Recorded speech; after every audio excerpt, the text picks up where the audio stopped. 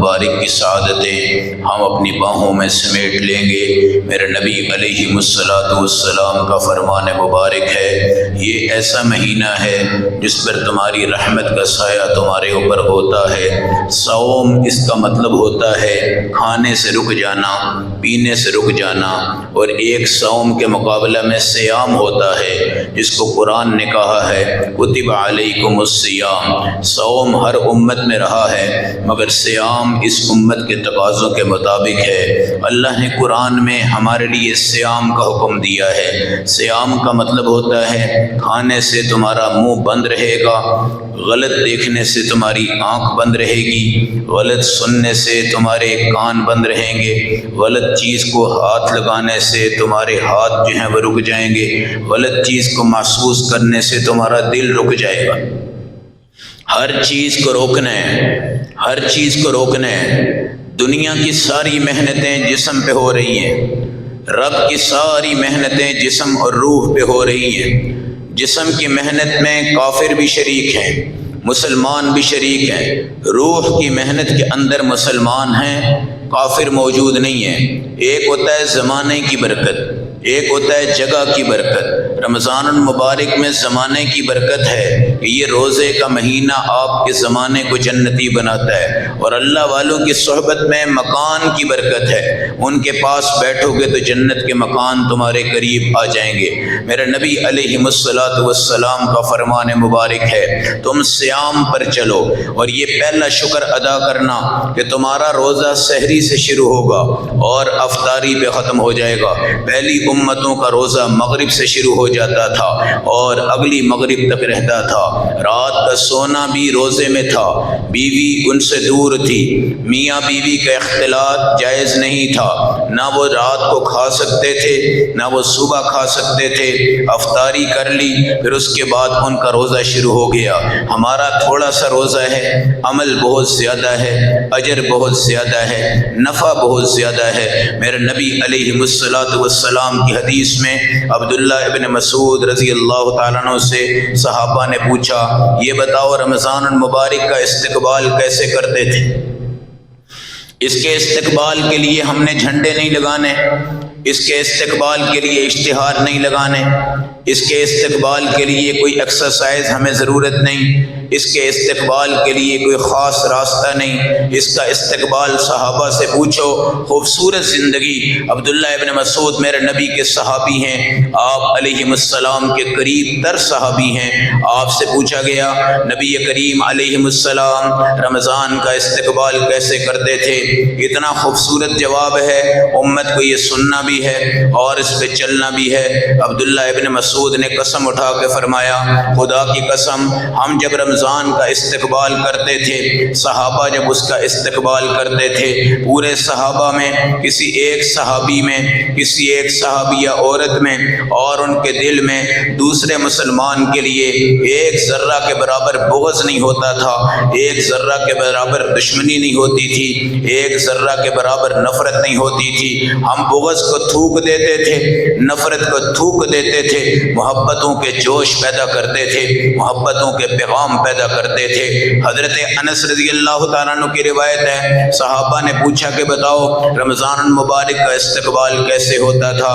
حضرت انس کہتے تھے رمضان المبارک کا استقبال زیادہ روزے رکھنے سے نہیں ہوتا، زیادہ نمازیں پڑھنے سے نہیں ہوتا، بلکہ بسخاء الانفس، تمہارے نفسوں میں سخاوت آ جاتی ہے، تمہارے دل میں سخاوت آ جاتی ہے، تمہارے مال میں سخاوت آ جاتی ہے۔ دنیا سونے پر مرتی ہے کہ سونا مہنگا ہو گیا، دنیا پٹرول پر پریشان ہے، پٹرول مہنگا ہو گیا، دنیا کے ہاں ہیرے مہنگے ہیں، دنیا کے ہاں گاڑیاں مہنگی ہیں، دنیا کے ہاں بادشاہت مہنگی ہے، دنیا کے ہاں اسمبلی مہنگی ہے، دنیا کے ہاں وزیر بننا مہنگا ہے، دنیا کے ہاں اونچی عورت سے شادی کرنا بہت بڑی مہنگی شادی ہے، دنیا کے ہاں کوئی عہدہ حاصل کرنا بہت بڑا مہنگا ہے۔ صحابہ اکرام کو اللہ نے عہدے دیے، عہدے اس وقت دیے جب وہ ایمان لائے تھے، اس سے پہلے سرداری پر بھی تھے، چودراہٹ کے اندر بھی تھے، بڑی بڑی عزتیں ان کی دنیا کے اعتبار سے تھی، مگر صحابہ نے جب کلمہ پڑھا ان کے ہاں دنیا حقیر ہو گئی، دنیا ذلیل ہو گئی، دنیا کا سونا، دنیا کے جواہر، دنیا کی بادشاہت، دنیا کے میدان، دنیا کی تمام چیزیں حقیر ہو گئی۔ صحابہ نے صرف ایک لفظ پکڑا اور وہ لفظ جنت تھا۔ جنت کا مطلب پوشیدہ ہے، جنت کا مطلب مخفی ہے، جنت کا مطلب دنیا سے اعلیٰ چیز، جنت کا مطلب ساری دنیا سے اونچی چیز، جنت کا مطلب ما لا عین رأت ولا اذن سمعت ولا خطر علی قلب بشر۔ کسی آنکھ نے جنت کو دیکھا نہیں، کسی کان نے جنت کو سنا نہیں، کسی کان نے آج تک اس کے محسوسات کو بھی محسوس نہیں کیا۔ صحابہ جب ایمان لے آئے، ساری دنیا پیچھے ہو گئی، سارے خزانے پیچھے ہو گئے، ساری زمینیں پیچھے ہو گئی، ساری پراپرٹیاں پیچھے ہو گئی، ساری دولت پیچھے ہو گئی، سارے عہدے پیچھے ہو گئے۔ صحابہ نے قسم اٹھا کر کہا، اللہ کی قسم، رب کعبہ کی قسم، ہم جنت کے مشتاق ہیں۔ صحابہ جہاد میں دوڑے ہیں اس جنت کو خریدنے کے لیے، صحابہ روزوں میں آئے ہیں جنت کو خریدنے کے لیے، صحابہ تراویح میں آئے ہیں جنت کو خریدنے کے لیے، صحابہ حافظ بنے ہیں جنت کو خریدنے کے لیے، صحابہ قاری بنے ہیں جنت کو خریدنے کے لیے، صحابہ نے تن من قربان کر دیا ہے جنت کو خریدنے کے لیے، صحابہ نے بادشاہتیں ختم کر دی جنت کو خریدنے کے لیے، صحابہ نے وزارتیں ختم کر دی جنت کو خریدنے کے لیے، صحابہ نے باغ اللہ کے نام کر دیے جنت کو خریدنے کے لیے، صحابہ نے سونے اللہ کے نام پہ کر دیے جنت کو خریدنے کے لیے۔ ہماری صحابیات نے بالیاں، کانٹے، ہیرے سب اللہ کے نام پہ کر دیا جنت کو خریدنے کے لیے۔ صحابہ اکرام نے ساری دنیا کی دولت پر ٹانگ رکھی اور قدم اس کے اوپر سے گزارے، دولت کو اپنے قدموں کے نیچے روندا اور آگے بڑھ دے۔ فزت برب الکعبہ، یہ قسمیں اٹھاتے جاتے، آگے بڑھتے جاتے۔ ان کے ہاں یہ قمیض کا لباس عارضی تھا، یہ جوتی عارضی تھی، یہ واسکٹ عارضی تھی، یہ پگڑی عارضی تھی، یہ گھوڑے عارضی تھے، یہ اونٹ عارضی تھے، یہ محل عارضی تھے، یہ بادشاہت عارضی تھی، یہ نام عارضی تھا۔ جب انہوں نے کلمہ پڑھا اور سامنے میرے نبی کا شہد اور ساری کائنات کی میٹھی چیزوں سے پیارا چہرہ جس وقت اس کو مس کر دیا، اور میرے نبی کے ریشم سے نرم ہاتھ جب انہوں نے چھو لیے، اور میرے نبی کی داڑھی مبارک کے حسن پر جب ان کی نگاہیں پڑ گئی۔ نبی صرف نبی نہیں ہوتا بلکہ نبی جنت کا عکس ہوتا ہے۔ نبی سے رات کو بھی جنت چمکتی ہوئی نظر آتی ہے، نبی سے صبح بھی جنت چمکتی ہوئی نظر آتی ہے۔ نبی کی جنت میں کوئی شک نہیں ہوتا، صحابہ کی جنت میں کوئی شک نہیں ہوتا۔ گویا کہ جو نبی دیکھتا ہے وہ جنت دیکھتا ہے، جو رسول کو دیکھتا ہے وہ جنت دیکھتا ہے، جو صحابہ کو دیکھتا ہے وہ جنت دیکھتا ہے، جو قرآن کو دیکھتا ہے وہ رب کو دیکھتا ہے، جو مسجد کو دیکھتا ہے وہ جنت کو دیکھتا ہے، جو مدرسوں کو دیکھتا ہے وہ جنت کو دیکھتا ہے۔ جس وقت ان کو یہ پتا چلا ہاں بھائی ہم نے کلمہ پڑھ لیا ہے، ساری روک ٹوک ختم ہو چکی ہے، اب ہم اسلام کے دامن میں آ چکے ہیں، سب سے بڑی چیز ہمارے لیے جنت ہے۔ اور انہوں نے سمجھا تھا کہ موت ہماری جوتی کے تسمے سے زیادہ قریب ہے، حالانکہ تسمہ جوتی کے سوراخوں میں ہوتا ہے، تسمہ جوتی کے ساتھ جڑا ہوتا ہے، تسمے کے بغیر کوئی جوتی نہیں پہنتا، تسمہ گم ہو جائے تو پورا دن ٹینشن میں ہوتے ہیں، تسمہ اگر نہ لگا ہو تو لوگ عیب لگاتے ہیں۔ تسمہ جوتی لازم ہے، تسمہ جوتی لازم ہے، جوتی تسمے کے بغیر نہیں ہوتی، تسمہ جوتی کے بغیر نہیں ہوتا۔ اگر آپ نے وہاں پہ تسمے کے سوراخ کیے ہیں، کوئی بندہ اس تسمے کے بغیر جوتی نہیں پہنتا، اگر وہ پہنے گا تو عیب دار ہو جائے گا، غریب ہو جائے گا، لوگ کہیں گے دیوانہ ہے، لوگ کہیں گے پاگل ہے۔ لیکن صحابہ کرام نے اس موت کو یہ سمجھا کہ یہ تسمے سے زیادہ قریب ہے اور یہ بالکل آ رہی ہے، مگر صحابہ کی نظریں موت پر نہیں تھی، صحابہ کو پرواہ موت کی نہیں تھی، صحابہ کا خوف موت سے نہیں تھا، صحابہ کا خوف موت سے نہیں تھا۔ صحابہ تو جشن جنت ہیں، صحابہ تو چراغ جنت ہیں، صحابہ تو امام جنت ہیں، صحابہ تو نشانی جنت ہیں، صحابہ تو مصداق جنت ہیں۔ صحابہ کی جنت کے وعدے حدیث میں تو ہیں ہی ہیں، مگر قرآن اس سے آگے بڑھ کے صحابہ کی جنت کو بیان کرتا ہے۔ یہ صحابہ کی شان کیوں بڑھی جبکہ دولت چلی گئی؟ مال چلا گیا، عہدہ چلا گیا، جب فقیرانہ انداز آیا، مسکین والا انداز آیا، خدا کی قسم حضرت قتادہ سے کسی نے پوچھا بتاؤ دنیا کیسی ہے، بتاؤ دنیا کیسی ہے؟ اپنے چہرے کو ایسے کیا جیسے الٹی آ جاتی ہے، قے آ جاتی ہے، جیسے کوئی چیز تم نہیں کھاتے، نفرت کرتے ہو، کوئی تمہیں پوچھتا ہے بتاؤ اس کا ذائقہ کیسا ہے، تم منہ بنا کر اس کو بتا دیتے ہو، کیا تم نے نام لے لیا ہے، مجھے تو الٹی آ گئی ہے۔ صحابہ کرام اس دنیا کو حقیر سمجھتے تھے اور وہ خود نہیں سمجھتے تھے، اللہ نے خود اس دنیا کو حقیر کہا ہے، اللہ نے خود اس دنیا کو ذلیل کہا ہے، اللہ نے خود اس دنیا کو عارضی کہا ہے، اللہ نے خود اس دنیا کو دھوکے باز کہا ہے، اللہ نے اس دنیا کو فریب کہا ہے، اللہ نے اس دنیا کو دھوکہ دہی کے ساتھ تعبیر فرمایا ہے۔ اس قرآن پہ نظر رکھتے ہوئے صحابہ دنیا سے بچا کرتے تھے، صحابہ دنیا سے دور رہا کرتے تھے، صحابہ دنیا سے اس نظام کی طرف چلا کرتے تھے، اور جب جنت کا نام آتا صحابہ کا حلق کھل جاتا، صحابہ میں چسکا آ جاتا، صحابہ میں ذائقے آ جاتے۔ جب ان کو یہ بتایا گیا کہ یہ رمضان کیا ہے، رمضان پہلا لفظ را ہے، را رمضان، اس میں پہلا لفظ را ہے، آؤ رمضان آ گیا، کیا ہوگا؟ اللہ کی رحمتیں شروع ہو جائیں گی، آؤ رمضان آ گیا۔ دوسرا لفظ میم ہے، میم کا مطلب اللہ کی مغفرت شروع ہو گئی، آؤ رمضان آ گیا۔ تیسرا لفظ ضاد ہے، تمہاری جنت کی ضمانت تمہیں مل گئی، آؤ۔ چوتھا لفظ الف آ گیا، الف کا مطلب ہے الفت خدا، تمہیں اللہ کی محبت نصیب ہو جائے گی۔ پانچواں لفظ نون آ گیا، نون کا مطلب ہے نعمت، دنیا والے کیلا مہنگا کریں گے، دنیا والے سیب مہنگا کریں گے، دنیا والے آٹا مہنگا کریں گے، دنیا والے چینی مہنگی کریں گے، دنیا والے گوشت مہنگا کریں گے، دنیا والے ٹماٹر مہنگے کریں گے، مگر جہاں کعبۃ اللہ میں جاؤ وہاں پیسوں کی فکر کوئی نہیں ہوتی۔ جہاں تمہیں پتہ چل جائے کہ میں جہاز پر جا رہا ہوں، 6 گھنٹے کے بعد نبی کا روضہ مجھے نظر آ جائے گا، وہاں کوئی قیمت نہیں دیکھتا۔ جہاں تمہیں پتہ چل جائے 8 گھنٹے کے بعد میں حجر اسود کا بوسہ لے لوں گا، وہاں کوئی جہاز کی ٹکٹ کو نہیں دیکھتا۔ جہاں تمہیں پتہ چل جائے 10 گھنٹے بعد میں مقام ملتزم پہ چپک کر رو پڑوں گا، وہاں کوئی قیمت نہیں دیکھی جاتی۔ جہاں تمہیں پتہ چلے میں اپنی اماں حضرت ہاجرہ کے قدموں پہ صفا مروہ کے قدم رکھوں گا، وہاں کوئی قیمت نہیں دیکھتا۔ جہاں تمہیں پتہ چلے کہ جد امجد حضرت ابراہیم کے مقام ابراہیم کے سامنے میں پانی پیوں گا اور وہاں پر 2 رکعت نفل نماز پڑھوں گا، وہاں ایمان والا کبھی قیمت نہیں دیکھتا۔ جہاں تمہیں یہ پتہ چلے کہ ان قریب 10-15 گھنٹے کے بعد میں زمزم کے پانی کو پیوں گا، تھوڑا نہیں زیادہ، زیادہ سے بھی زیادہ، زیادہ سے بھی زیادہ، اتنا پیوں گا کہ چھاتی بھر جائے گی، اتنا پیوں گا چھاتی بھر جائے گی۔ پوچھنے والے نے تم سے پوچھا کہ تو اتنا زیادہ کیوں پیے گا؟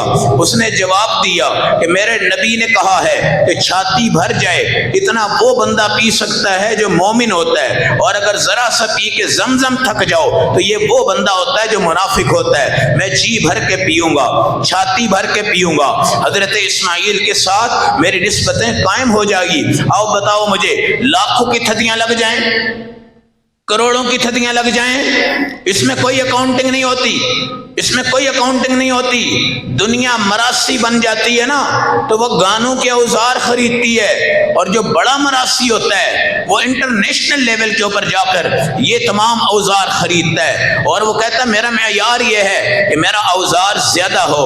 اور صحابہ کرام اوزار قرآن لیتے تھے، صحابہ کرام اوزار رمضان لیتے تھے، صحابہ کرام اوزار تلاوت لیتے تھے، صحابہ کرام اوزار اوزار اسلام لیتے تھے، ساری چیزیں، رمضان کا مطلب رحمت، رمضان کا مطلب مغفرت، رمضان کا مطلب جنت کی ضمانت، رمضان کا مطلب اللہ کی محبت، رمضان کے نون میں آیا کہ یہ اللہ کی نعمتیں، اللہ کی نعمتیں 3 گنا چھوڑنے پڑیں گے، 3 گنا چھوڑنے پڑیں گے ورنہ یہ نعمتیں چھن جائیں گی۔ وما بکم من نعمت فمن اللہ، جو نعمت آئے گی وہ اللہ کی طرف سے آئے گا۔ 100 روپے کا کیلا مل جائے میں لے لوں گا، 100 روپے کا کیلا مل جائے میں لے لوں گا، مجھے 200 کے کھجور کا دانہ مل جائے میں لے لوں گا، مجھے نمک مہنگا مل جائے میں لے لوں گا، مجھے پانی مہنگا مل جائے میں لے لوں گا، مجھے دہی بھلے مہنگے مل جائیں، پکوڑے مہنگے مل جائیں، سموسے مہنگے مل جائیں میں لے لوں گا، افطاری بھی کروں گا، افطاری بھی کرواؤں گا، سب کو خوشحال کر دوں گا۔ پہلا میرے نبی علیہ السلام نے فرمایا غیر محرم پر نگاہ کو حرام کرنا پڑے گا، غیر محرم عورت پر نگاہ کو حرام کرنا پڑے گا۔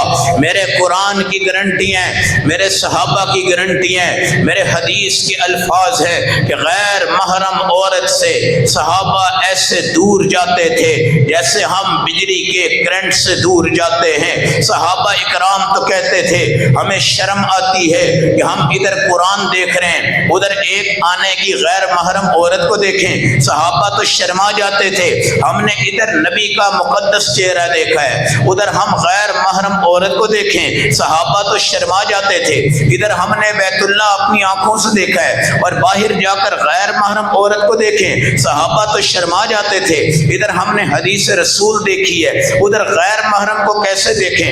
حضرت علی سے میرے نبی نے فرمایا تھا اگر تو بازار جائے تیرے سامنے کوئی عورت آ جائے تیری نگاہ اس پر پڑ جائے کوئی گناہ نہیں ہے، مگر اے علی اپنے ارادے سے اگر دوسری نگاہ ڈالے گا تو خدا کی قسم اللہ کی ناراضگیاں آ جائیں گی۔ روزے کا پہلا استقبال اپنی نگاہوں کو بچانا۔ یا رسول اللہ نگاہیں کہاں لگائیں، نگاہیں کہاں لگائیں؟ آپ نے فرمایا خمس من العبادہ، 5 چیزوں پہ نگاہ اللہ کی عبادت ہوتی ہے، 5 چیزوں پر نگاہ اللہ کی عبادت ہے۔ النظر الی المصحف، قرآن کو دیکھنا، قرآن کو دیکھنا، قرآن کو دیکھنا۔ آج موازنہ کر لو کہ قرآن پہلے سپارے سے 30 تک ہے، قرآن کی 114 صورتیں، قرآن کی 6666 آیات ہیں، قرآن کے 3.25 لاکھ حروف ہیں، قرآن کے 550 رکوع ہیں، قرآن کی 7 منزلیں، قرآن کے سائڈ پہ اسماء اللہ ہیں، قرآن کی آخری سائڈ پہ اسماء النبی ہیں۔ اپنے اپنے گریبان میں جھانکو، اپنی اپنی چانکھوں میں جھانکو کہ تم نے قرآن کا کتنا حصہ آج تک دیکھا ہے۔ اگر تمہیں پڑھنا نہیں بھی آیا، تمہیں پڑھنا نہیں بھی آیا اور کم از کم دیکھ تو سکتے ہو، پڑھنا نہیں بھی آیا کم از کم دیکھ تو سکتے ہو۔ انگلش میں فلم آتی ہے، انگلش میں فلم آتی ہے، ایک جاہل بندہ اس کو دیکھتا ہے، میں سوال کرتا ہوں کیوں دیکھ رہا ہے؟ کہتا ہے انگلش آئے کہ نہ آئے۔ ارے چسکا تو آ رہا ہے، انگلش آئے نہ آئے، لڑکیاں تو نظر آ رہی ہیں، انگلش آئے نہ آئے، مسکراہٹ تو نظر آ رہی ہے، انگلش آئے نہ آئے، خواہشات تو پوری ہو رہی ہیں، انگلش آئے نہ آئے، مزے تو آ رہے ہیں۔ میں مسلمان سے پوچھتا ہوں، اپنی ذات سمیت پوچھتا ہوں، تمہیں اگر قرآن نہیں آتا کیا دیکھنا بھی منع ہے؟ کیا دیکھنے میں بھی تمہیں سرور نہیں آیا؟ کیا دیکھنے میں بھی یہ نظام نہیں آیا؟ سویڈن کے اندر جب قرآن نیچے گرا ہے، اوپر پاؤں رکھے گئے ہیں، قرآن جلایا گیا ہے یہ سمجھانے کے لیے کہ ہم نے تمہارے قرآن کو جلا دیا ہے، اللہ نے 80,000 مسلمان کر دیا بندہ۔ اس لیے وہ آگے بڑھے، انہوں نے کہا دیکھیں تو صحیح ہمارے اس آدمی نے مسلمانوں کے قرآن کو گرایا کیوں تھا، جلایا کیوں تھا، دبایا کیوں تھا؟ جیسے جیسے ان کی نگاہیں پڑی وہ کافر تھے، نورانی قاعدے کا پتہ نہیں تھا، ناظرے کا پتہ نہیں تھا، سورۃ الرحمن کا پتہ نہیں تھا، سورۃ یاسین کا پتہ نہیں تھا، مگر جب دیکھا اللہ نے مقناطیس کی طرح کھینچ لیا، پھر دیکھا، پھر کھینچا، پھر دیکھا، پھر کھینچا۔ اگر تمہیں ایک گلوکار کا گانا کھینچ سکتا ہے تو میرے رب کا قرآن کیوں نہیں کھینچ سکتا؟ کیا میرے رب کی طاقت نہیں ہے؟ کیا میرے اللہ کشش نہیں پیدا کر سکتے؟ کیا میرے اللہ جذب پیدا نہیں کر سکتے؟ کیا میرے اللہ وجد نہیں پیدا کر سکتے؟ اور یہ تو قرآن ہے، یہ تو قرآن ہے۔ کون مسلمان کہتا ہے میں قرآن کی طرف جاتا ہوں میرا دل نہیں لگتا؟ ارے دیکھو تو صحیح۔ پھر وہاں یہ ہوا سویڈن کے اندر صرف کافروں نے قرآن دیکھا، ان کی ڈپریشن ختم ہو گئی۔ کافروں نے قرآن دیکھا، دماغی سٹریس ختم ہو گیا۔ کافروں نے قرآن دیکھا، پرانی دشمنی بھول گئے۔ رات کو جس وقت وہ بستر پہ گئے، جاتے ہی نیند آ گئی۔ 8 گھنٹے کی نیند ان کی پوری ہوئی۔ بڑی زندگی کے بعد سکون محسوس کیا۔ دوسرے دن پھر قرآن دیکھا، پھر نیند آئی۔ تیسرے دن نیند کی گولی چھوڑ دی، صرف قرآن دیکھا، سو گئے، نیند پھر بھی آ گئی۔ 50 سال سے نیند کی گولیاں کھانے والے 3 دن جب قرآن دیکھ کے سو جاتے ہیں، انہوں نے گولیوں کے پیکٹ پھینک دیے، اور رب کعبہ کی قسم وہ کلمہ پڑھ کے مسلمان ہوئے، اور 80,000 بندہ تقریباً اس قابل ہو گیا کہ اس نے صرف قرآن کو دیکھا ہے، سمجھا نہیں، پڑھا نہیں، اندازہ نہیں، مگر دیکھتے ہی اللہ نے ان کو مسلمان کر دیا ہے۔ مسلمان کے لیے عبرت کی جا ہے، مسلمان کے لیے یہاں پر ندامت کے آنسو گرنے چاہیے۔ نگاہوں کو بچانا ہے، یا رسول اللہ کہاں لگانا ہے؟ نگاہوں کو کہاں لگانا ہے؟ النظر الی المصحف، یا رسول اللہ اور کہاں لگانا ہے؟ والنظر الی بیت اللہ، نگاہیں غیر محرم سے ہٹاؤ، بیت اللہ کو دیکھو، بیت اللہ کو دیکھو۔ بیت اللہ پہ اللہ کا جلال پڑتا ہے، بیت اللہ پہ اللہ کے انوارات پڑتے ہیں، بیت اللہ پہ اللہ کی تجلیات پڑتی ہیں، بیت اللہ پہ 70,000 فرشتوں کے نور برستے ہیں، بیت اللہ پہ جنت کے مناظر نظر آتے ہیں۔ بیت اللہ دیکھنے کے بعد میری اور آپ کی حالت بدل جاتی ہے۔ بیت اللہ دیکھنے کے بعد گناہ خدا کی قسم سمندر کی طرح گرنا شروع ہو جاتے ہیں، اور نگاہ کی تبدیلی کے بعد رب اس کے مناظر کو تبدیل کرتے ہیں۔ غیر محرم کو نہیں دیکھنا، یا رسول اللہ پھر کہاں دیکھنا ہے؟ والنظر الی وجہ الوالد، اپنے باپ کے چہرے کو دیکھا کرو۔ یہ تم اس کے خون سے آئے ہو، اس کے نطفے سے آئے ہو، یہ تمہارا باپ ہے، یہ تمہارا خیر خواہ ہے۔ میرے نبی کا فرمان ہے، رمضان پا کر جنت نہ بنا سکے تو ہلاک ہو گئے، باپ کو پا کر جنت نہ بنا سکے تو ہلاک ہو گئے، لیلۃ القدر پا کے جنت نہ بنا سکے تو ہلاک ہو گئے۔ اور اس پر آمین نبی نے فرمائی، اس پر آمین صحابہ نے فرمائی، مگر سب سے بڑی بات یہ ہے اس پر جبرائیل امین نے بھی آمین کہی، ہمارے نبی نے بھی آمین کہی۔ میرا یہ عقیدہ ہے کہ نبی جہاں آمین کہہ دے وہ دعا رد نہیں ہو سکتی، اور جہاں جبرائیل آمین کہہ دے وہ دعا رد نہیں ہو سکتی۔ اور یہ تینوں بندوں کے لیے بد دعا ہے، تینوں کے لیے بد دعا ہے۔ باپ کا چہرہ نہیں دیکھا، باپ کو ناراض کر دیا، بیت اللہ کو نہیں دیکھا، رمضان پایا جنت نہیں بنائی، لیلۃ القدر پائی جنت نے بنائی، وہ ہلاک ہو گیا، ہوگا نہیں، ہو گیا، برباد ہوگا نہیں، ہو گیا، تباہ ہوگا نہیں، ہو گیا۔ اور یہ نبی کا فرمان ہے، میری بات نہیں ہے، اور فرشتوں کی آمین ہے، فرشتوں کی آمین ہے۔ سوچو سمجھو، لاکھوں بندہ روزہ نہیں رکھتا، کروڑوں بندہ روزہ نہیں رکھتا، تمہاری فیکٹریوں میں بے روزگار لوگ کام کرتے ہیں، تمہارے بزنس میں بے روزگار ہوتے ہیں، تمہاری بیکریوں میں بے روزگار ہوتے ہیں۔ کیا ہمیں اس چیز کا حق نہیں کہ ہم روزے دار کا تحفظ کریں، روزے کے بغیر لوگوں کو شرمندگی دلوائیں، ان کی حوصلہ افزائی نہ کریں؟ یہ سمجھیں کہ جب اس کا روزہ نہیں ہے فیکٹری کا کام کیسے چلے گا، معاملات کیسے چلیں گے؟ غیر محرم کو نہیں دیکھنا۔ یا رسول اللہ اور کہاں دیکھیں؟ والنظر الی وجہ العالم، عالم دین کے چہرے کی زیارت کیا کرو، عالم دین کی چہرے کی زیارت کیا کرو۔ عالم دین میں قرآن کا نور بھی ہوتا ہے، عالم دین میں حدیث کا نور بھی ہوتا ہے۔ جس کی زیارت کرنی تھی آج مولوی اور ملا کہہ کر، فقیر و حقیر کہہ کر، مسکین و غریب کہہ کر، ادنا درجے کا بندہ کہہ کر تم اس عالم کو نہیں ناراض کرتے بلکہ تم نبی کو ناراض کرتے ہو، اس لیے کہ نبی کا فرمان ہے من صلی خلف عالم فکأنما صلی خلف نبی، جو عالم دین کے پیچھے نماز پڑھتا ہے وہ تصور یہ کرے کہ اس نے رسول اللہ صلی اللہ علیہ وسلم کے پیچھے نماز پڑھی ہے۔ ان علماء کی ناقدری کرنے والے آج مسلمان موجود ہیں۔ علماء کے اندر قرآن ہوتا ہے، علماء میں حدیث ہوتی ہے، علماء نے ان بڑی چیزوں کو دیکھا ہوتا ہے۔ آپ نے عالم کی توہین نہیں کی بلکہ آپ نے حدیث کی توہین کی ہے، آپ نے عالم کی توہین نہیں کی بلکہ آپ نے قرآن کی توہین کی ہے، آپ نے عالم کی توہین نہیں کی بلکہ معاشرہ اسلام کی توہین کی ہے۔ روزے کی پہلی تیاری اپنی نگاہ کو بچانا ہے، اپنی نگاہ کو بچانا ہے۔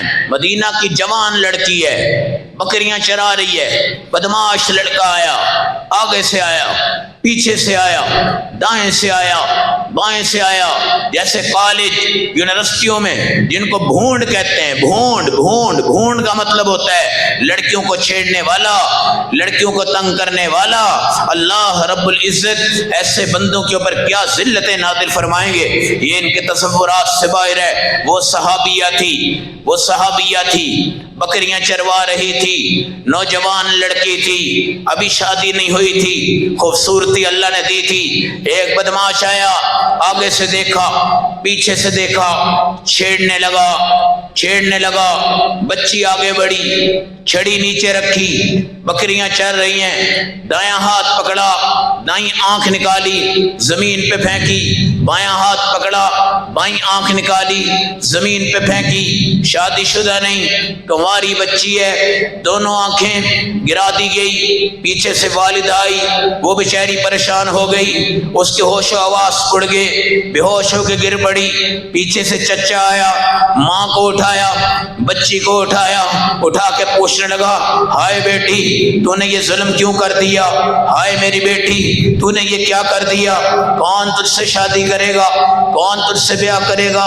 تو کہاں جائے گی؟ اس نے کہا خدا کی قسم یہ گندا آدمی تھا، اس نے میری نگاہوں میں نگاہیں ڈال کر دیکھا ہے، مجھے حیا آتی ہے، میں ان آنکھوں سے اللہ کو اب کیسے دیکھوں گی؟ میں ان آنکھوں سے قرآن کو اب کیسے دیکھوں گی؟ میں ان آنکھوں سے نبی پاک کو اب کیسے دیکھوں گی؟ میں نابینا ہو گئی ہوں، اللہ مجھے قیامت کے دن پوچھے گا آنکھیں کیوں نکالی تھی؟ میں نے کہا اللہ تو مجھے نئی آنکھیں دے جو اس قابل ہوں کہ جس سے میں تیرا دیدار کروں، تیرے حبیب کا دیدار کروں، تیری جنت کا دیدار کروں۔ یہ ہماری ان بچیوں کا نظام تھا جنہوں نے روزے رکھنے کی تیاریاں کی تھی۔ استقبال رمضان، نبی فرماتے ہیں مہمان آ رہا ہے۔ رمضان کا ایک مطلب بارش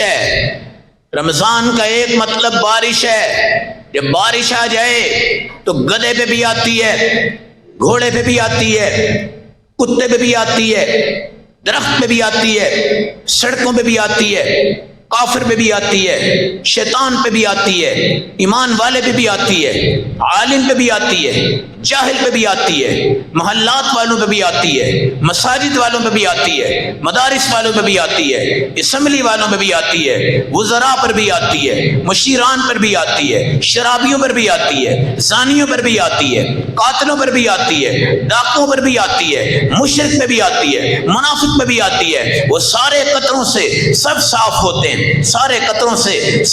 ہوتے ہیں، رمضان کا ایک مطلب موسم خریف کی بارش ہے جو ساری دنیا کو چمکا دے گی، ساری دنیا کو صاف کرے گی۔ ارے کرے گی کیوں نہیں؟ میرا اللہ آگ کی بٹی جلاتا ہے، لکڑیاں میرا اللہ اس میں ڈالتا ہے، پھر وہ آگ کی بٹی جلتی ہے، پھر وہاں سے دنیا گزرتی ہے، روزہ رکھ کے گزرتی ہے۔ اس کے نفس میں شراب ہے، اس کے ذہن میں شراب ہے، اس کے اندر زنا ہے، اس کے اندر حرام ہے، اس کے اندر قتل ہے، اس کے اندر ڈکیتی ہے، اس کے اندر چوری ہے، اس کے اندر منافقت ہے۔ اللہ کہتا ہے بھٹی سے گزار دو، اس آگ میں گناہ کو جلا دو، گناہ کو جلا دو، گناہ کو جلا دو۔ جب جلانے والا اللہ ہو، صاف کرنے والا اللہ ہو، دھوبی داغ چھوڑ دیتا ہے، ڈرائی کلین والا داغ چھوڑ دیتا ہے۔ آپ کی بیوی کپڑے دھوتی ہے، داغ چھوڑ دیتی ہے، مشین پہ کپڑے ڈالتے ہو، داغ چھوٹ جاتے ہیں۔ لیکن وہ اللہ جو ذروں کو دیکھ رہا ہے، چیونٹیوں کو دیکھ رہا ہے، بڑوں کو دیکھ رہا ہے، چھوٹوں کو دیکھ رہا ہے، درختوں کو دیکھ رہا ہے، پھلوں کو دیکھ رہا ہے، گندم کو دیکھ رہا ہے، چاول کو دیکھ رہا ہے، ذروں کو دیکھ رہا ہے، پانی کو دیکھ رہا ہے، چشموں کو دیکھ رہا ہے۔ عالم کائنات کا نظام اس کے ہاتھ میں ہے، اور ہم رزق تلاش کرتے ہیں اپنے وزیر اعظم سے اور اپنے صدر سے، اور رمضان میں رزق بڑھتا ہے، رمضان میں رزق بڑھتا ہے۔ نبی پاک علیہ الصلوۃ والسلام کا یہ نظام ہے۔ تو رمضان کا ایک مطلب بارش رحمت، بارش رحمت، سب اس میں دھلیں گے۔ رمضان کا دوسرا مطلب آگ کی بھٹی، جس کو جلانے والا اللہ ہے، گناہ گاروں کے گناہوں کو ڈالنے والا اللہ ہے، گناہوں سے پاک کرنے والا اللہ ہے۔ رمضان کا تیسرا مطلب مغفرت، مغفرت۔ نبی کی حدیث یاد رکھو، اللہ نے اگر امت کی مغفرت نہ کرنی ہوتی، کبھی اللہ رمضان کو نازل نہ کرتے۔ اللہ نے کبھی امت کی اگر مغفرت نہ کرنی ہوتی، اللہ کبھی رمضان کو نازل نہ کرواتے۔ ہم گناہگار ہیں، سیاکار ہیں، بدکار ہیں۔ اس کے حالات ہمارے ملک پہ نظر آ رہے ہیں، اس کے حالات ہماری اسمبلیوں میں موجود ہیں، اس کے حالات ہمارے وزراء پہ موجود ہیں۔ کون ظالم ہے جو اس پاک ملک کو تباہ کر رہا ہے؟ کون درندہ ہے جو ان بادشاہوں کو لڑا کر ہمارے ملک پاکستان کو مٹانا چاہتا ہے؟ کون ایسا آدمی ہے جو اس پاکستان کی دھرتی کو مٹانا چاہتا ہے؟ خدا کی قسم یہ پاکستان کبھی نہیں مٹ سکتا، یہ پاکستان کبھی نہیں مٹ سکتا۔ اس کو مٹانے والے سارے قبروں میں چلے جا چکے ہیں، چلے جائیں گے۔ پاکستان کے ٹکڑے ہم نے کیے تھے، اس وقت ہماری گندگیاں، غلاظتیں، ناشکریاں ہمارے اندر تھی۔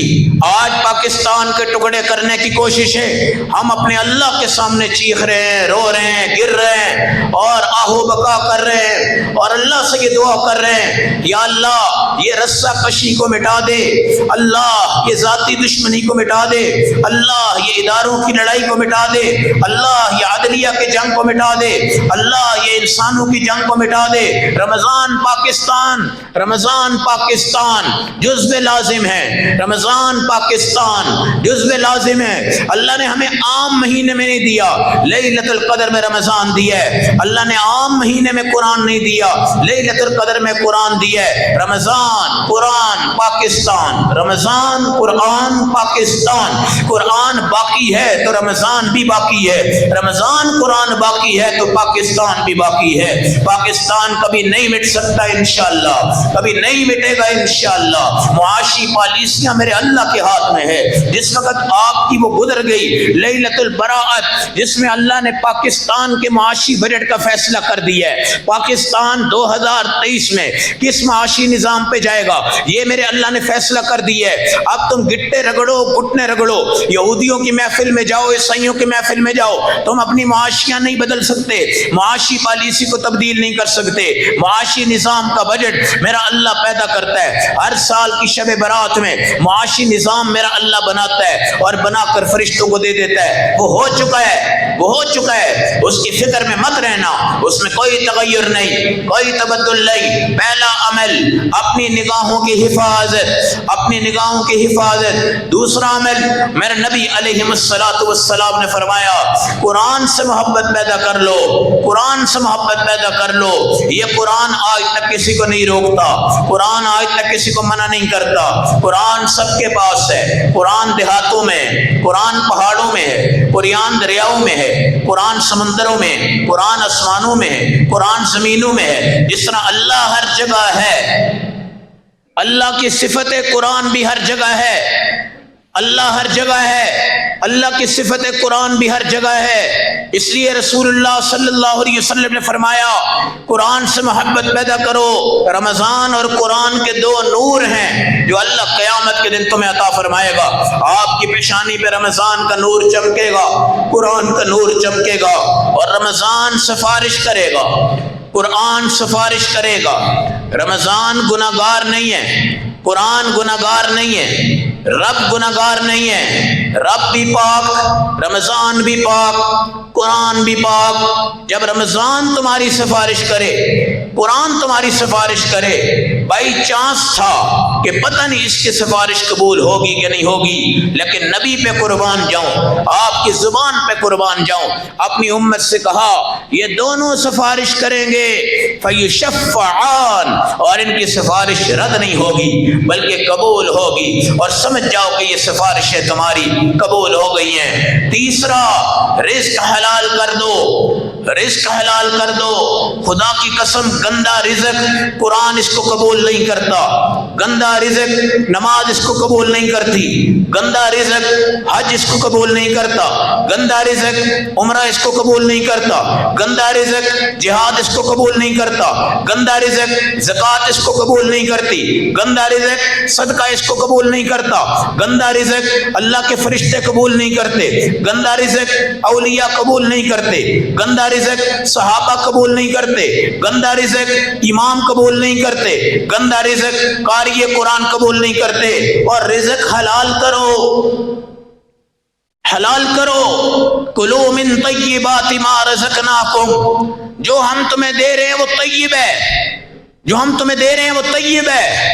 اگر نبی حلال کھا رہے ہیں تو سرکہ سب سے بہترین سالن تھا، نبی حلال کھا رہے تھے، کھجور سب سے اعلیٰ تھی، نبی حلال کھا رہے تھے، کھجور کی گٹلیاں بھی لذت دے گئی، نبی حلال کھا رہے تھے، درخت کے پتے بھی صحابہ کھا گئے، نبی حلال کھا رہے تھے، پیلو کی مسواک چبا کے کئی دنوں تک گزارا کر گئے، نبی حلال کھا رہے تھے، 2 ماہ تک پیٹ پر پتھر باندھ دیے گزارے ہو گئے، نبی حلال کھا رہے تھے، تھوڑا کھایا، تھوڑا سویا، تھوڑی بات کی اور اللہ کی عبادت زیادہ کی۔ اور جو حرام کھاتے ہیں، اللہ کی قسم، یہ جو بوفے سینٹر پہ جا کے بیٹھتے ہیں، 2 گھنٹے کے ان کے پاس ٹائم ہوتے ہیں، ذرا ان سے پوچھو تمہیں وہ مزہ نہیں آئے گا، تمہیں وہ مزہ نہیں آئے گا جو ایک مزدور پودینے کی چٹنی سے روٹی کھا لیتا ہے، وہ لذت بھی تمہیں یہاں بوفے پہ نہیں آئے گی،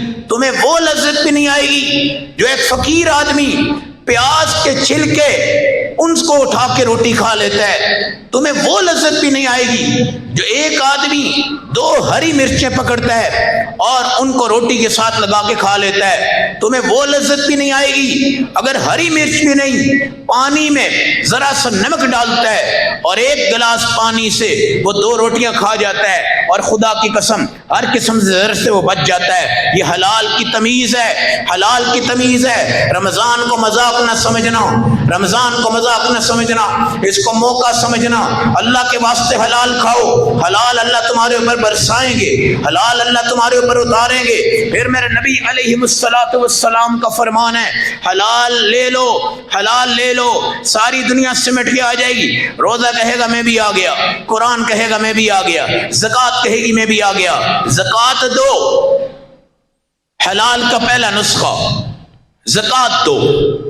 زکوٰۃ سے تمہارا مال پاک ہے، زکوٰۃ سے تمہارا مال صحت ہے، زکوٰۃ سے تمہارا مال اتفاق ہے، زکوٰۃ سے تمہارا مال اتحاد ہے، زکوٰۃ سے تمہارا مال دنیا کے سارے چوروں سے آپ کو دور کر دیتا ہے، زکوٰۃ سے تمہارا مال محفوظ رہتا ہے۔ اس مجمع میں سینکڑوں لوگ ہیں جو میرے علم کے مطابق پوری زکوٰۃ دیتے ہیں، میری یہ گارنٹی نہیں، یہ میرے قرآن کی گارنٹی ہے کہ تم زکوٰۃ دو، اللہ تمہاری زکوٰۃ کو بھی بڑھائے گا، تمہاری دولت کو بھی بڑھائے گا، تمہارے مال کو بھی بڑھائے گا۔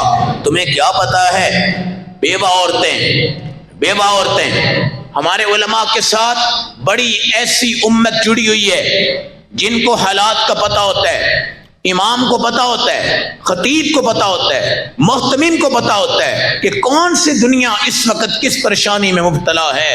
اور ہم جانتے ہیں ایسی ایسی بچیاں جن کے میاں دور ہو گئے، 4 ان کی بیٹیاں ہیں، خدا کی قسم اس وقت ان کی ایک فکر ہے، ایک سوچ ہے کہ رمضان اتنا پیارا مہینہ آ رہا ہے، اللہ ہمارے لیے رزق کا انتظام فرما دے اور زکوٰۃ دینے والا بندہ اکثر ان تک نہیں پہنچ پاتا اور ان کی تحقیق نہیں کر پاتا، اور وہ بیوہ عورتیں اس وقت پریشان ہیں۔ نبی پاک کے صحابہ کہتے ہیں ہم نے دین کو زیادہ نمازوں سے نہیں چمکایا، دین کو زیادہ روزوں سے نہیں چمکایا، دین کو زیادہ جہاد سے نہیں چمکایا۔ پہلا بنیادی قدم بسخاء الانفس، ہم نے اپنے نفس سخی بنائے ہیں۔ جب نفس سخی بنے تو مال غنیمت بڑھ گیا، نفس سخی بنے بیت المال بڑھ گیا، نفس سخی بنے تو نبی پاک نے 100 اونٹ کی قربانی دے دی، نفس سخی بنے حضرت عثمان غنی نے 100 اونٹ اللہ کے نام پہ قربان کیے، نفس سخی بنے ابو بکر صدیق رضی اللہ تعالیٰ عنہ نے مسجد نبی کی جگہ خریدی، نفس جب سخی بن گئے ابو بکر صدیق نے ریاض الجنہ کی جگہ خریدی، نفس سخی بن گئے عبد الرحمن بن عوف نے مدینہ کی ایک کالونی لے کر غربا میں تقسیم کر دی، نفس سخی بنے مصعب بن عمیر نے لاکھوں درہم اللہ کے نام پہ قربان کیے، خود پورا کفن نہیں مل سکا، نفس جس وقت سخی بنے احد کے میدان میں صحابہ کرام کے مال حاضر تھے، نفس جس وقت سخی بنے طائف کے میدان میں صحابہ کی جانیں حاضر تھی، نفس جس وقت سخی بنے عبد الرحمن بن عوف کا مال اللہ کے نبی صلی اللہ علیہ وسلم کے قدموں میں تھا،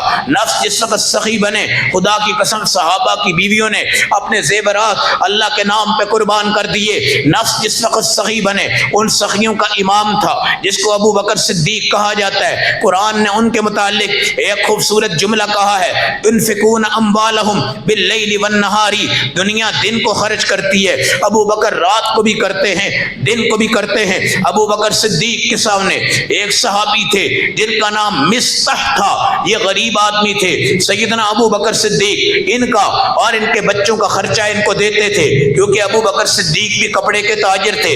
ایک وقت ایسا آیا جب عبداللہ بن ابی منافق بدماش نے ہماری ماں سیدہ عائشہ رضی اللہ تعالیٰ عنہا کے متعلق بکواس کی، اور اس میں ان کی سپورٹ میں یہ صحابی بھی آگے جن کا نام مستح تھا، ایک آگے حسان بن ثابت رضی اللہ تعالیٰ عنہ، اس کے علاوہ ایک لمبی تفصیلات ہیں۔ جب سیدنا ابو بکر صدیق کو پتہ چلا کہ میری پاک دامن بیٹی جس کی تصویریں رب نے بنا کر نبی پاک کے پاس بھیجی تھی، اس بدماش نے یہ جرت کی اور الزام لگایا، انہوں نے خرچہ بند کر دیا، خرچہ بند کر دیا۔ مگر ابو بکر تو وہ ہو ہی نہیں سکتا کہ جو کسی کا خرچ بند کرے۔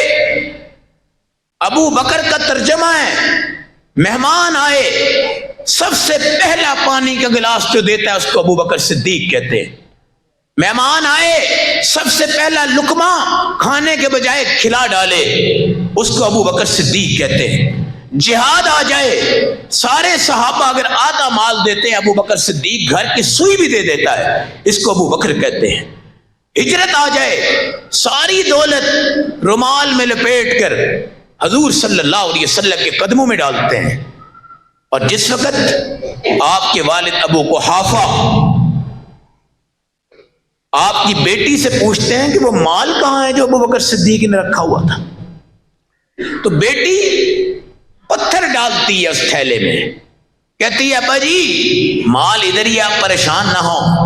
مگر ابو بکر صدیق سب کچھ لے کر حضور پاک کے پاس پہنچ گئے۔ ابو بکر صدیق اس کو کہتے ہیں جب ہجرت آتی ہے اس سے پہلے 2 خوبصورت اونٹنیاں پال کر نبی پاک کے ہاتھوں میں دیتے ہیں، اور حضور پاک فرماتے ہیں انشاءاللہ یہی اونٹنیاں جنت میں میرے ساتھ چلی جائے گی، یہی اونٹنیاں جنت میں میرے ساتھ چلی جائے گی۔ ابو بکر کی شان تھی نہیں کہ وہ کسی کا خرچ بند کر دے۔ قرآن اتر آیا، قرآن اتر آیا، کیا خوبصورت نمائندگی تھی، کیا خوبصورت اللہ کی محبتیں تھی، کیا لفظ تھے، کیا تلفظ تھا، کیا عبارت تھی۔ ادھر دیکھیں حضرت عائشہ کی شان میں قرآن کی صورت آئی، ایک صورت ہے قرآن میں جس کا نام سورۃ النور رکھا ہے، سورۃ النور، کیونکہ ذکر آ رہا ہے حضرت عائشہ کا۔ تم نے گندگی ڈالی، خدا نے اس صفائی کو بیان کر کے اس سورت کا نام ہی سورۃ النور رکھ دیا۔ اور پھر دوسرے ابو بکر صدیق کا ذکر آیا، قرآن اترا وَلَا يَأْتَلِ لأولي الفضل منكم والسعة أن يؤتوا أولي القربى والمساكين والمهاجرين فی سبیل اللہ وليعفوا وليصفحوا الا تحبون ان یغفر اللہ لکم واللہ غفور رحیم۔ مالداروں میں کسی مالدار کے لیے جائز نہیں ہے وہ قریبی رشتہ داروں کو دھتکارے، امیروں کو دے، غریبوں کو نہ دے، مسکینوں کو نہ دے، فقیروں کو نہ دے۔ ہاں اگر کسی نے گستاخی کر کے تمہاری بیٹی کے سامنے گندے الزام لگائے ہیں فَلْيَعْفُوا وَلْيَصْفَحُوا فَلْيَعْفُوا وَلْيَصْفَحُوا، پھر بھی معاف کر دو، درگزر کر دو۔ آگے کیا کہا؟ الا تحبون ان یغفر اللہ لکم، الا تحبون ان یغفر اللہ لکم، کیا تم نہیں چاہتے کہ خدا تمہیں معاف کر دے؟ ہائے صبح ابو بکر صدیق کے آنسو گرے، جتنا زمانہ خرچہ روکا تھا سارا خرچہ جیب میں ڈالا اور مصطح کو جا کر کہا کہ نہیں، تیرا خرچہ بند نہیں کروں گا، تیرا خرچہ بند نہیں کروں گا، آج بھی لے لے، جو پہلا رہ گیا وہ بھی لے لے، کیونکہ یہ میرے اللہ کی اپیل ہے، میرے اللہ کی اپیل ہے۔ تم نے کبھی سوچا ہے کہ زکوٰۃ کی اپیل مولوی کرتے ہیں؟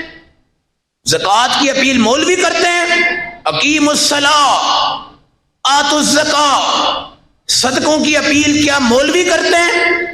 انفقوا فی سبیل اللہ، تم خرچ کرو، رب کہہ رہے، رب کہہ رہے، اور ولا تلقوا ایدیکم الی التہلکہ، ہلاک نہ ہو جانا۔ من ذا الذی یقرض اللہ قرضا حسنا، کون ہے جو قرض حسنا دے؟ کون کہہ رہا ہے بھائی؟ اللہ کہہ رہا ہے انما الصدقات للفقراء والمساکین والعاملین علیہا والمؤلفۃ قلوبہم وفی الرقاب والغارمین وفی سبیل اللہ وابن السبیل فریضۃ من اللہ۔ یہ کون اپیل کر رہا ہے؟ اللہ اپیل کر رہا ہے۔ حرام رزق سے بچنا ہے، رمضان کی تیاری، حرام نگاہوں سے بچنا ہے، رمضان کی تیاری، قرآن کی محبت پیدا کرنی ہے، رمضان کی تیاری۔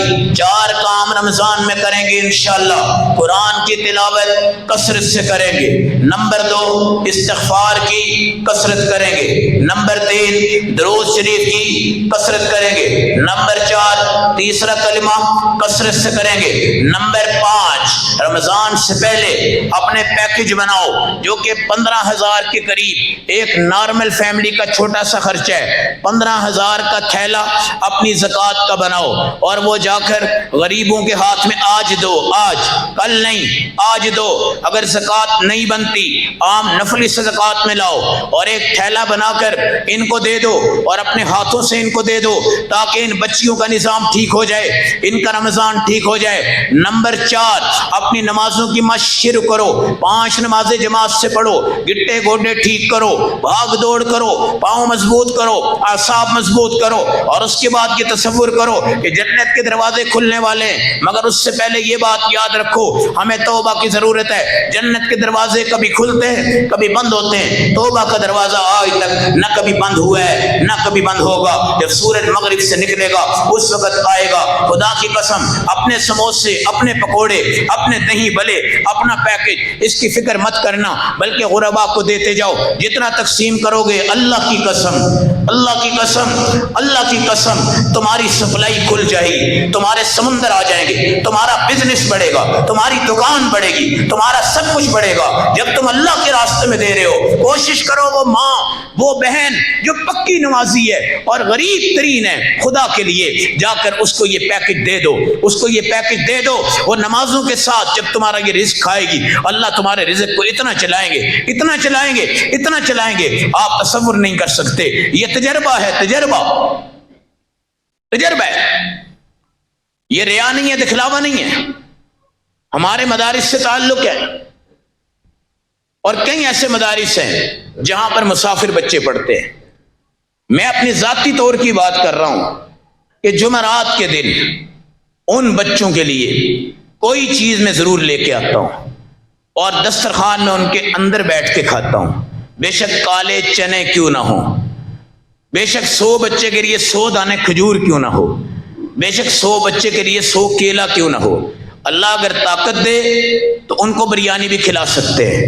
یہ 25 سے 27 سال کا یہ عرصہ ہے جس کے اندر یہ معمول ہے، آج تک اللہ کے فضل سے 1 روپے کا قرض نہیں ہے، 1 روپے کا قرض نہیں ہے الحمدللہ۔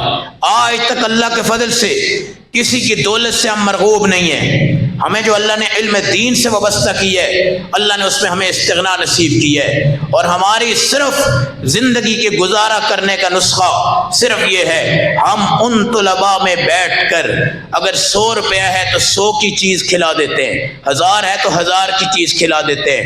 جمعرات کو اس لیے نہیں کہ جمعرات میں کوئی زیادہ فضیلت ہے، جمعرات اس لیے کہ بچوں کو چھٹی ہوتی ہے جمعے کی، تو وہ بچے جمعرات کے دن گھر جا رہے ہوتے ہیں، ان کو ہلکا پھلکا جو بھی ہمارے پاس ہے، تو میں اللہ کی قسم اٹھا کے تمہیں کہتا ہوں کہ ان بچوں کے صدقے سے آج تک مجھے ذاتی سوال کی ضرورت نہیں